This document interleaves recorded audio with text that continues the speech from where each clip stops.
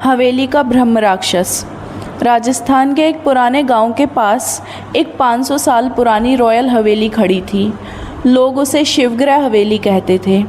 कभी यहाँ एक राजा रहता था, राजा वीरेंद्र सिंह। हवेली शान और शौकत से भरी थी, लेकिन एक रात सब कुछ खत्म हो गया। कहते हैं राजा ने एक बहुत बड़े पंडित को बुलाया, जो तंत्र मंत्र में माहिर था। राजा चाहता था अमर होने की शक्ति, पर पंडित ने मना कर दिया। पर राजा ने ज़बरदस्ती करवाई और एक भयानक यज्ञ करवाया। यज्ञ के दौरान पंडित ने राजा को चेतावनी दी, ये विद्या गलत हाथों में श्राप बन जाती है, लेकिन राजा नहीं माना। यज्ञ के बीच में पंडित की मृत्यु हो गई और उसकी आत्मा श्रापित होकर ब्रह्म राक्षस बन गई। उस रात के बाद हवेली हमेशा के लिए बंद हो गई। सालों बाद शहर से कुछ यूट्यूबर्स वहाँ हॉरर वीडियो बनाने आए। उनमें से एक लड़का था अर्जुन। उसे चैलेंज बहुत पसंद था। गांव वालों ने मना किया, रात के बाद हवेली में मत जाना, वहाँ ब्रह्म राक्षस है। अर्जुन हंस पड़ा।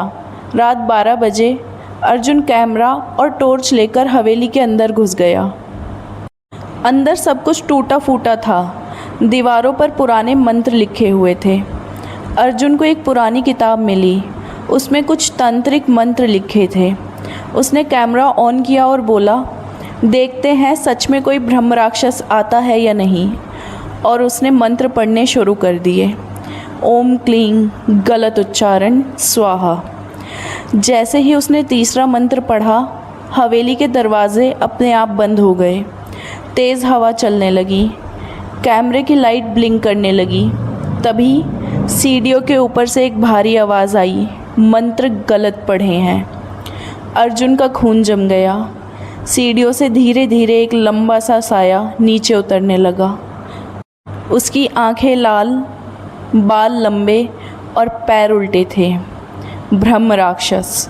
वो अर्जुन के बिल्कुल सामने आकर रुक गया। फिर धीरे से बोला, 500 साल से कोई सही मंत्र नहीं पढ़ा। तुमने गलत मंत्र पढ़कर मेरे बंधन तोड़ दिए। अर्जुन का कैमरा ज़मीन पर गिर गया। ब्रह्म राक्षस हंसा, एक भयानक खोखली हंसी।